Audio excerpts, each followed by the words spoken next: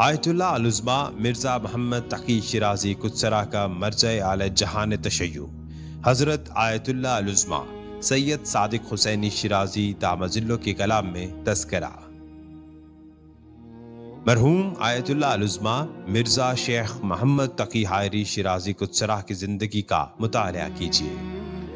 वही जिन्होंने सन 1920 में बरतानवी हुकूमत के फासिद इरादों के मुकाबले के लिए इराकी अवाम में एहसास बेदारी पैदा किया और रहनुमाई फरमाई। उनकी जिंदगी ज़ुहद व तहकीक और इल्म से पुर थी। उनको इस आयत की मिस्दाक करार दिया जा सकता है। लमन सबरा व गफरा, सूरह शूरा आयत नंबर 43। वो लोग जिन्होंने सब्र और बख्शिश की, यानी दूसरों के मुकाबले में सब्र व तहम्मुल करना और हर वक्त माशरे की मुख्तलिफ मुश्किलात को तहम्मुल करना।